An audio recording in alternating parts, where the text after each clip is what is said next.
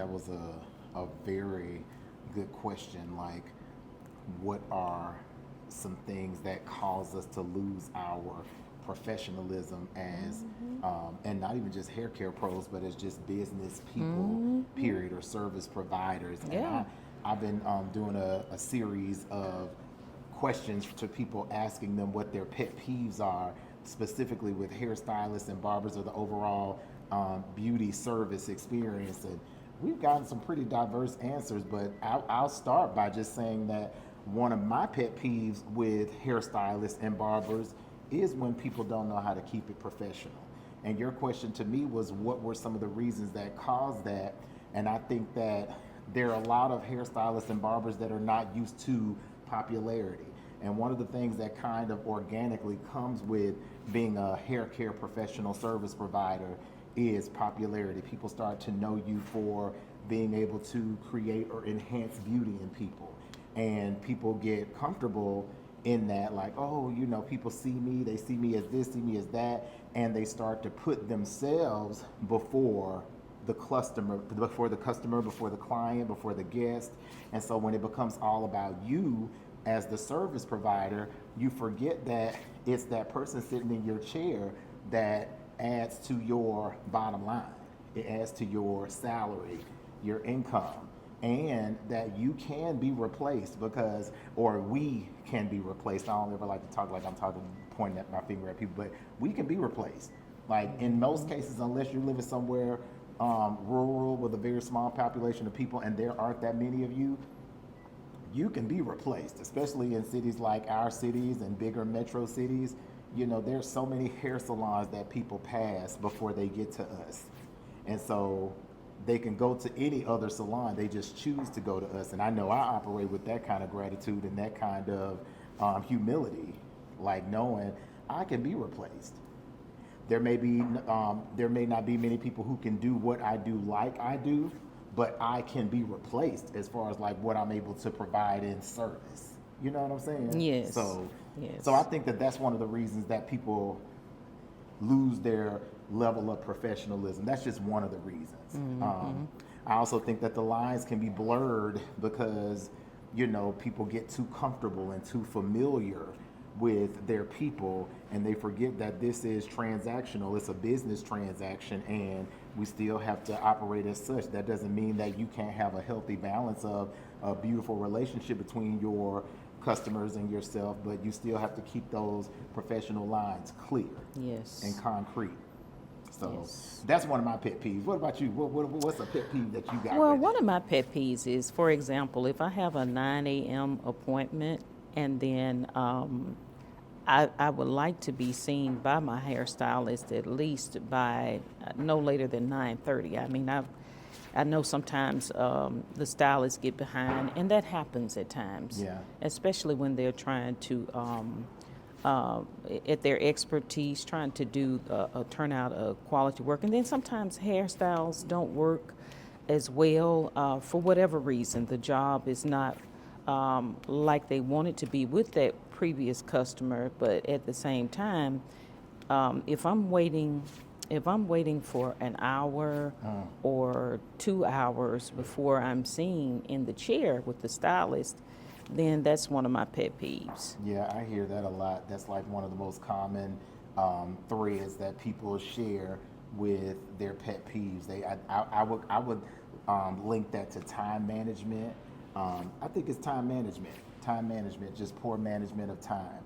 And I think that that's, you know, one solution to that, for because I know a lot of people are listening to us watching this, and one solution is, you know, gaining control over your time, like understanding, okay, if I've got this person here coming at this time, then one way that I can be prepared is by getting in, you know, 30 minutes sooner so that I can prepare all of my products, prepare all of my tools, prepare my mind to be ready to move expeditiously.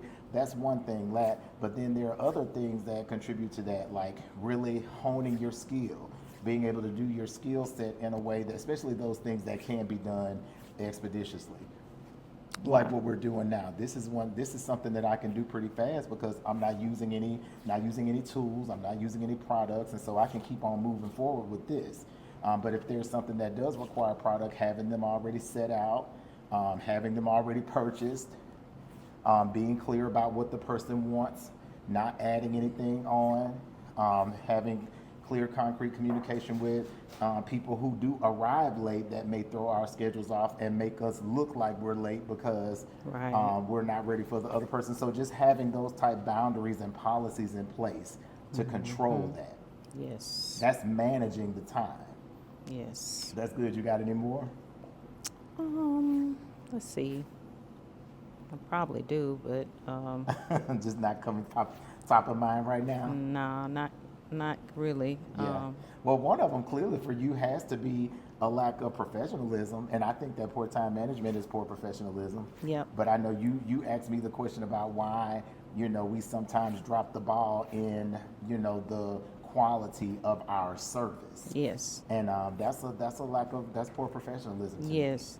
Oh, yeah. One other one is being consistent. Like, okay, like I have had stylists that, okay, they do a great job the first time. And even in any profession, they'll do a great job the first time. And then the second time, it's like almost like it's not the same great job. Even though I want the same, I ask him for the same service, the same person and everything. Nothing different that I'm requesting, but the person is not able to come come through with the same product, the same service. And it's like it just sloughs off. So consistency is perfect. I mean, Consistency, is important. Like consistency with the quality of service. Yep. And the product. Yeah. Like I know personally speaking, one of the things that I try to always do is focus on wowing whoever's sitting in my chair every single time. Yes. Like I want when you leave this chair, it's just like, wow. Yes. I still had a great experience from the shampoo. And that's one of the things that we don't really get to talk about online, but the shampoo experience, that's the foundation. My God. May I say, thank you. I've got to expound on that. Okay. So, I didn't realize, and I'm not just saying this because I'm talking with you, but I did not realize how important it is to get a great shampoo. Oh, yeah. Like, I just didn't know until after you started to shampooing my hair, my scalp, massaging it, making sure that it was shampooed properly in all areas, as well as rinsing thoroughly. A thorough rinsing, okay? Yeah. And then knowing when to use cool water, knowing when to use warm water, okay? And taking out the time to divide the strands to make sure absolutely. that it's a thorough washing and rinsing. So, and the massage in and by itself makes a huge difference. Well, that's the foundation.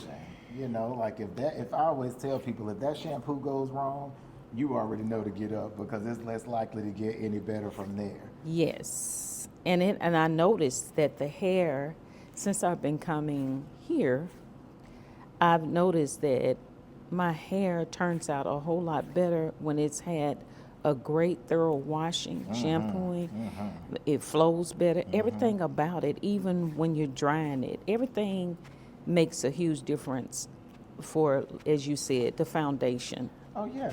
And your style lasts longer. Yep. Like the thing is that when you've got a good clean head, now we can set that hair fully so that there's no buildup or anything that's getting in the way of us achieving the kind of definition that we want with our texture. Yep. So like I know whenever we do your hair, your curls last a long time. An extremely long time. Yeah. I didn't even realize, for a minute I kind of got spoiled and I said, oh, my hair just got natural waves. But no, that's not the case. And a lot of other people think that too. And I'm like, they be like, oh, your hair just naturally just wave like that. Lines. And I just lie and say, yeah, it do. Well, I'm sticking with yours, man. If that's the line you tell, I'm going to stick with it. That's a natural way. I love it. Oh my goodness. So yeah, but yeah, those are things that I just kind of have. I'm not really. I'm a person that I'm not hard to please. I'm really Yeah, not. I'm I'm not a either. very I would say that. simple Yeah, me too. life type of person. I live a simple life and I love it. And and I'm really not easy. I'm not quick to complain about this and that. I don't believe in it anyway. I just know that I like what I like. I love what I love, and those are I know two of my pet peeves Yeah. that I have. Because at the same time, I know that me as a client, I have to look and adjust things about myself as well, and respect the actual stylist or anybody else that's servicing me as well. I have to work on things about me too. So to make sure that I don't cause a pet peeve or something that the person that's servicing me don't like. Oh no, So you've I, always been, because I mean, you and I have been doing your hair for years and well over a decade, yeah. and like, you've been fantastic. Well, that's Like just good. I'm always, glad. like just very consistent. All the things that you have as a pet peeve, you defy those things. You're not that person, Awesome. and that's not our dynamic. And so Awesome. I'm grateful. I'm grateful for that. Grateful Awesome. for you. You know. Thank you. Thank you. I just try to be mindful and, as they say, treat others like you would like to be treated. So I'm glad that I'm coming through. Oh yeah, you So, are yeah. always. Yep. Absolutely. Oh, one other thing.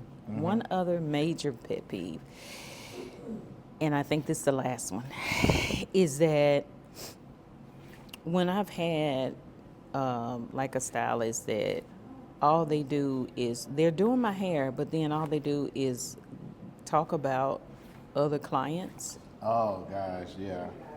Like, it's not good. Well, I that just crosses feel, professional boundaries. yeah, It I does. feel like, it's good to just, I mean, okay, it's one thing to make a joke or something like that, or a little gesture. I mean, it's not that big of a deal. Not to me, it's not. But when it comes to like going into details, It's in name calling dropping. names and Yeah, stuff, that's I think that's so uncool. well, and it's dangerous. Like Yeah. that's a dangerous thing. You just never know whose reputation Yep. may be compromised from gossip. Yep. And I don't like that. We have a very low tolerance for that here at High Yep, Beauty. It's and I know unprofessional, and y'all don't do that no, here. we don't play So that I shit. love Like, it. that's too much. And in day one, even where you were before, Yeah, you- at the shop. at the other Yeah. shop, you didn't do that. No, absolutely not. I Because loved it. that crosses professional boundaries. It makes people, and we have too many, all of y'all are high level professionals, and it's too many of y'all coming here, too many reputations that could be compromised Yep. from that kind of gossip. Yep. And, one of the things that our salon has been likened to is, how men go to the golf course and close deals? Yes. Well, our salon is that type salon Yep. where, people can come in and establish relationships and close deals. And so I wouldn't ever compromise that type of culture for Yes. talking about people. Yes. But that's a kind of low budget individual anyway.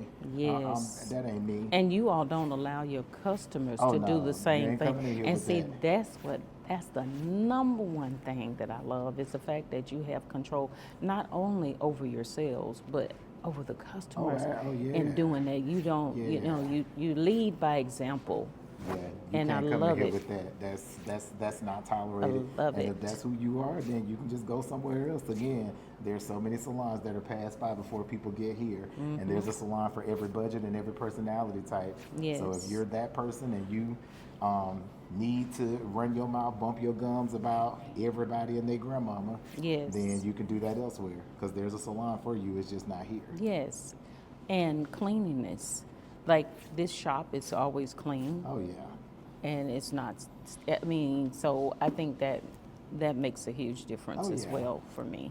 So, yeah, Those are good. Those are really good. So you can't stand a dirty salon. can't stand it. It's just, I just can't even think straight. Yeah, I'm me like, neither.